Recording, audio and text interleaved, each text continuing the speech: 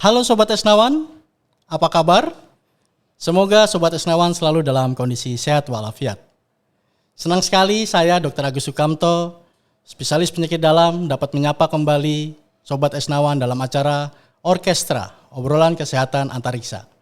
Pada siang hari ini kita akan membahas kasus hepatitis akut misterius yang sedang menjadi trending topik di sekitar kita.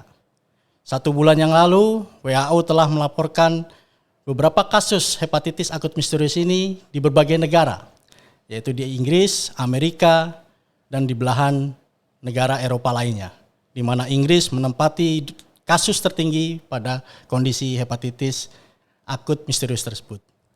Sedangkan untuk di Indonesia sendiri, Kementerian Kesehatan telah juga melaporkan kasus hepatitis akut misterius di berbagai provinsi. Ada di Sumatera Utara, Sumatera Barat, Kalimantan Timur, dan DKI Jakarta, di mana DKI Jakarta menempati atau menduduki kasus tertinggi, 12 kasus yang dicurigai hepatitis virus akut misterius.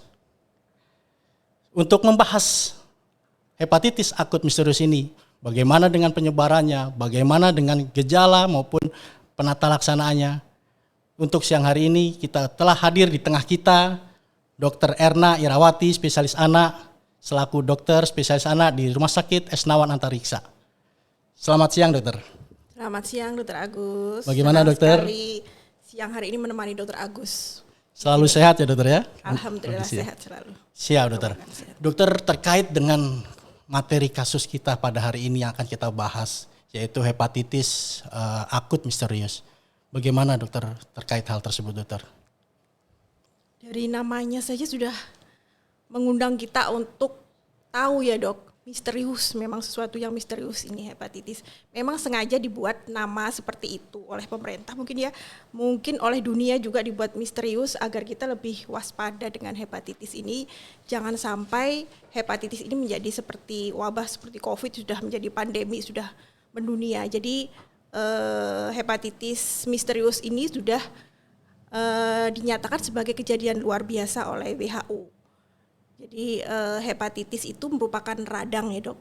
Kita tahu ya, hepatitis itu meradang. Jadi bukan setiap hepatitis itu infeksi, jadi bisa infeksi, penyebabnya infeksi atau non-infeksi.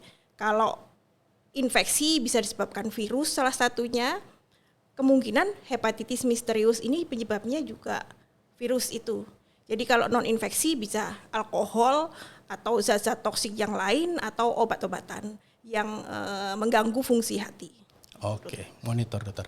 Berarti sebetulnya hepatitis ini nih sebetulnya bukan penyakit yang baru ya, Dok ya. Kalau COVID kan jelas ada latar belakangnya tentang terkait dengan virus influenza dan sebagainya. Kalau untuk hepatitis akut misterius ini, Dok, bukan penyakit yang baru berarti, Dok, ya bagi kita ya. Kalau hepatitis akut misterius itu baru, Dok.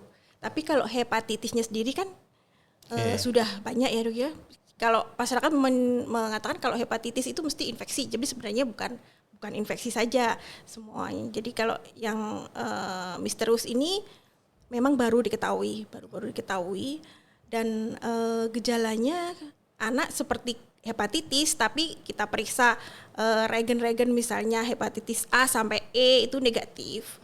Itu jadi kita masih misterius juga penyebab dari hepatitis ini apa. Oke, yang jadi concern kita berarti untuk penyebabnya ya, Dok ya, karena belum diketahui betul. Dari mana nih, bisa dari virus atau dari penyebab lain gitu ya, Dok. Dan yang diserang memang organ yang cukup vital bagi kondisi anak-anak ya, Dok ya. Oke, Dok, terkait dengan hepatitis virus akut yang misterius ini juga. Kalau untuk COVID kan penularannya lewat airborne nih, Dok. Nah, kalau sedangkan untuk hepatitis ini sendiri bagaimana, Dok? Ini kadang-kadang Sobat Esnawan juga takut nih, ya. Apakah juga akan seperti itu sehingga menyebar dengan cepat dan bisa menyebabkan kegawatan atau berbeda, Dok? Bagaimana, dokter? Kalau kita kan dikatakan hepatitis akut misterius, sebenarnya penyebabnya belum pasti, Dok, belum pasti. Tapi di Inggris itu 71% ditemukan pada penderita yang sakit sebanyak 63 kasus di Inggris dia. Itu cukup tinggi, Dok ya? Cukup tinggi. Ternyata 71% ada adenovirus di situ. Jadi adenovirus sebenarnya kemungkinan hipotesisnya masih masih bisa menjadi penyebab, tapi belum dipastikan penyebabnya itu. Dan adenovirus yang ada di dalam hepatitis misterius ini bisa koinfeksi, maksudnya barengan dengan penyebab yang lain. Penyebab yang lain. Okay. COVID juga ditemukan beberapa pasien dari 63 pasien itu ada juga yang ditemukan yang positif COVID, kemudian ada yang hepatitis yang lain, kemudian ada juga yang HIV juga ada di dalam situ. Tapi 71% memang adenovirus. Tapi kalau kita menentukan apa adenovirus itu penyebab hepatitis misterius ini belum bisa, karena kita harus diteliti, Dok, ya. Iya, Dok. Jadi kita harus meneliti dengan cara apa benar hepatitis adenovirus itu menyebabkan hepatitis misterius itu, dengan kalau gen di adenovirus itu namanya adenovirus yang spesifik, jadi F41. F41 itu jadi kalau kita menentukan apakah memang penyebabnya ya harus diinokulasi, kemudian dikembangkan di sel, kemudian dikembangkan di hewan coba, dan hewan coba yang kita berikan adenovirus yang diduga penyebab hepatitis misterius itu harus sakit hewannya itu. Jadi baru kita membuktikan bahwa itu memang penyebab hepatitis misterius ini. Tapi sejauh ini masih dalam penelitian. Semoga cepat diketahui, Dok, ya. Karena kalau kita belum tahu penyebabnya, kadang-kadang kita juga bingung untuk penanganannya, Dok. Dok. Oke, Dok. Yang berikutnya, Dok. Gejala-gejala dari hepatitis akut misterius ini, Dok, itu apa saja, Dok? Kemudian kebanyakan kalau saya lihat dari info-info yang beredar itu banyakan diawali dari saluran cerna. Gimana, Dok, menurut dokter? Betul, Dok. Seperti kenapa dikatakan hepatitis misterius itu kan gejalanya seperti hepatitis. Jadi kuning bisa tidak. Kemudian ada mual, muntah, diare juga bisa, Dok. Jadi mual, muntah, diare, kemudian ada juga gejala saluran pernafasan. Kemudian yang paling parah itu kalau sudah mengenai susunan saraf pusat. Susunan saraf pusat dia bisa kejang atau penurunan kesadaran, akhirnya anak itu meninggal. Kemudian kalau kita cek, kalau dokter kalau di kalangan medis kita cek sklera itu bagian putih mata, dari mata itu ya, Dok, ya, kuning itu yang dinamakan ikterus. Dari kemudian kalau di palpasi kita pegang di perut bagian kanan, kalau dokter itu meraba hatinya di situ, itu mungkin ada pembesaran hati. Enlargement. Kemudian cek itu gejala-gejalanya, Dok. Kemudian ya seperti gejala hepatitis yang lain seperti itu. Berarti kalau untuk di anak hampir sama ya, Dok, ya, sama dewasa. Jadi kadang-kadang diawali dengan gangguan saluran cerna, mual, muntah, kadang-kadang saya lihat juga ada diarenya juga gitu ya, Dok, ya. Oke. Sekarang yang jadi banyak juga beredar dan mungkin menimbulkan hoak di masyarakat, Dok. Itu dikait-kaitkan dengan pandemi COVID. Kemudian ada juga yang mengkaitkan dengan vaksinasi. Karena ada beberapa kasus yang terkena dengan usia yang 16 tahun yang memang sudah mendapatkan imunisasi awal primer. Kira-kira dari dokter sendiri bagaimana, Dok, menanggapi hal tersebut? Sebenarnya hipotesisnya juga adenovirus sebagai penyebab, tapi adenovirus yang bagaimana? Adenovirus yang mengalami mutasi. Hipotesis yang pertama juga mengatakan kemungkinan karena pandemi COVID ini kemudian kita dibatasi ya, kalau selama pandemi COVID ini kan kita tidak boleh harus pakai masker, jadi interaksi antar manusia, kemudian penyebaran virus itu juga sedikit, jadi kemungkinan penyebaran adenovirus itu juga sedikit. Kemudian sekarang ini mulai melepas masker, mulai melonggaran. Itu hipotesis yang pertama. Kemudian adenovirus ini melakukan mutasi, kemudian masuk ke dalam tubuh manusia, akhirnya jadi hepatitis misterius itu. Tapi itu masih hipotesis, Dok. Ya, masih harus diteliti dan diteliti kembali. Ya, betul. Kemudian kalau vaksin itu ya, Dok, pertanyaannya tentang vaksin. Ya, kadang-kadang ada yang disampaikan kan, ini ada hoak bahwa vaksin yang menyebabkan itu. Padahal betul. Kan ini sedang program pemerintah bahwa untuk anak umur di atas 6 tahun sudah harus melaksanakan vaksin primer yang 1-2 itu, Dok. Gimana tuh, Dok? Ya. Itu sebenarnya bukan tanpa alasan kenapa hoak itu ada. Karena kita sebutkan merek vaksin ya, mohon maaf. Ini kalau dari AstraZeneca memang digunakan adenovirus dari AstraZeneca itu. Kenapa dibuat adenovirus itu? Sebenarnya adenovirus dalam vaksin COVID itu bukan penyebab langsung dari hepatitis ini. Kenapa? Karena yang terjangkit adalah anak yang belum divaksin. Ya. Bukti epidemiologi. Kemudian secara teoritis adenovirus yang ada di vaksin AstraZeneca ini memang sudah dipotong bagian Rantai yang itu yang masuk replikasinya, Dok, ya? replikasinya itu, Ya. jadi tidak bisa bereplikasi di tubuh manusia. Betul. Kemudian memang termasuk keluarga adenovirus, tapi adenovirus yang menyerang manusia beda dengan adenovirus Beda yang tipe, dibawa, ya? yang kita pakai di dalam AstraZeneca itu. Oke. Jadi intinya beberapa masih cukup aman lah ya untuk kita tetap program vaksin gitu ya, Dok, Betul, ya. vaksin itu Ya. aman. Sobat Esnawan, ya. Untuk vaksinasi anak-anak ya, terkait dengan hoak yang beredar bahwa vaksin juga bisa menimbulkan kondisi seperti ini. Ya. Jadi beberapa ahli sudah menyarankan memang tidak ada kaitannya antara vaksin yang diberikan dengan terjadinya hepatitis virus akut misterius ini. Sehingga tidak perlu takut dan tidak perlu berlebihan menanggapi hal tersebut. Insya Allah penelitian sedang berlanjut.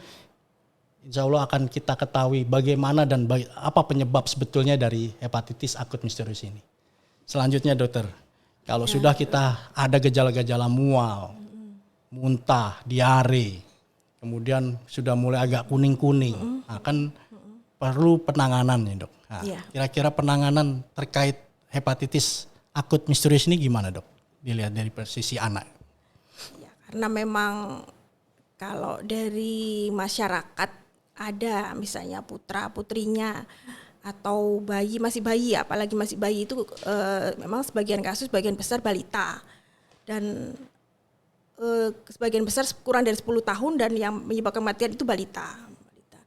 Jadi kalau ada anak-anak kita yang muntah, kemudian gejala-gejala seperti saya sebutkan hepatitis tadi, mual, muntah, segera saja dibawa ke dokter. Jadi kalau dokter atau puskesmas sebagai fasilitas kesehatan pertama, pasti fasilitas kesehatan pertama akan men-screening apakah benar ini hepatitis atau diare biasa atau sakit perut biasa atau mual muntah seperti biasa gitu. Kemudian di puskesmas akan, kalau memang terbukti ada gejala hepatitis, akan di screening untuk hepatitis A dan sampai E, kemudian akan dilaporkan ke Kementerian Kesehatan gitu dok. Oke, untuk penanganan di Rumah Sakit Esnawan sendiri dokter terkait hal ini, apakah sudah siap atau sudah ada screening ataupun SOP yang dibuat oleh Rumah Sakit Dr. Esnawan Antariksa apabila nih kita takutnya menjaga karena kita ada di tengah-tengah masyarakat juga terkait dengan kasus ini, apabila datang ke UGD Esnawan bagaimana? Apakah sudah siap dengan SOP-nya, kemudian dengan penanganan awalnya sebelum mungkin kalau sudah berat akan kita refer ke rumah sakit yang lebih tinggi. Bagaimana dokter terkait hal tersebut? Alhamdulillah dokter-dokter kita sudah terlatih dok. Jadi dokter umum walaupun ketemu tidak dengan saya tapi ada dokter umum yang ada di UGD, percayalah mereka sudah terlatih. Jadi sudah terlatih apakah ini kasus hepatitis atau bukan, mereka akan men-screening kemudian akan mengkonsultasikan kepada dokter kita ya, dokter spesialis anak atau dokter Agus ya sebagai penyakit dalam ya dok. Ya gabung biasanya kita kolaborasi dok ya. Kadang-kadang ada beberapa kasus yang terkaitnya dengan hal yang sama bisa saling berkolaborasi untuk menentukan diagnosis maupun penegakannya. Untuk screening sendiri dokter dari Kemenkes biasanya juga sudah mengeluarkan alur penata laksanaan dan diagnosis dokter. Bagaimana dokter terkait hal itu? Sudah dok. Jadi tata laksana ini mulai dari gejala awal, kemudian memang gejala awal terbukti hepatitis ya, gejala awal menunjukkan gejala-gejala hepatitis akan dilakukan pemeriksaan fungsi hati SGOT-SGPT. Kalau normal itu di bawah 30, tapi kalau hepatitis misterius itu kan SGOT-SGPT ini lebih dari 500. Kita akan kemudian di screening untuk hepatitis apabila SGOT-SGPT-nya tinggi, kemudian setelah screening hepatitis A sampai E, kita buktikan apakah benar atau tidak. Itu kemudian kita laporkan, sudah kita laporkan ke Kementerian Kesehatan, kemudian akan diuji tapis juga apakah gejalanya berat atau ringan. Kemudian kalau berat atau ringan kemudian kita pemeriksaan INR namanya untuk Ya. fungsi hati juga. Oke, berarti sudah prosedur-prosedurnya sudah disiapkan sudah alurnya ya, sudah. baik oleh pemerintah, rumah sakit betul, sudah siap, ya. sehingga kalaupun ada Ya. kasus segera bisa kita singkirkan apakah ini masuk dalam hepatitis Ya. akut misterius atau akibat dari penyebab lain, mungkin gitu Ya, dokter ya. iya, betul. Oke, sangat menarik Sobat Esnawan ya. Himbauan dok terakhir, kira-kira apa yang bisa dihimbau bagi Sobat Esnawan semua ya terkait dengan adanya hepatitis akut misterius ini? Apakah bagaimana supaya tidak panik nih? Kadang-kadang kita kalau mendengar angka kematiannya cepat, tinggi, itu udah kita sebagai orang awam juga sudah panik mendengar hal tersebut. Kira-kira himbauan-himbauan apa yang bisa disampaikan kepada Sobat Esnawan terkait hepatitis akut misterius ini, dokter? Baik, terima kasih Dr. Agus. Jadi berdasarkan gejalanya, memang gejalanya kebanyakan menyerang saluran cerna dan kemungkinan sedikit ada saluran pernafasan, tapi sebagian besar adalah saluran cerna. Jadi kemungkinan penyebarannya adalah oral fekal. Artinya kita harus menjaga Kebersihan dok ya. kebersihan mulai dari makan yang kita makan, kemudian cuci tangan yang pertama ya, cuci tangan, kemudian alat-alat makan kita, kemudian makan makanan yang benar-benar matang dan higienis. Jadi nggak sembarangan makan kemudian ya dok ya. Kemudian kita tetap juga di keramaian tetap pakai masker sebaiknya untuk menjaga agar ini kan juga ada menyerang saluran pernafasan juga. Ya. Tapi tetap pakai masker. Oke, Sobat Esnawan. Ya, jaga kebersihan, tetap protokol kesehatan dijalankan. Ya, memakan asupan gizi, ya makanan-makanan bergizi, ya selalu menjaga kesehatan. Begitu ya dokter ya? Ya. Betul, dok. Terima kasih Dokter Erna atas semua informasinya, asupan-asupan yang Sama-sama, didapat Dr. pada acara hari ini. Semoga bermanfaat dan memberikan pencerahan bagi Sobat Esnawan sekalian. Semoga apa yang telah disampaikan oleh Dr. Erna dapat dipahami oleh Sobat Esnawan sekalian, bisa dapat terus Sobat Esnawan menjaga kesehatan, tetap menjaga protokol kesehatan yang telah ditetapkan oleh pemerintah, tetap menjaga kesehatan, dan terhindar dari penyakit hepatitis akut misterius ini. Sampai jumpa pada episode orkestra selanjutnya yang menarik, yang lagi trending topik pada orkestra-orkestra berikutnya. Terima kasih, salam sehat, salam bahagia selalu. Selamat siang.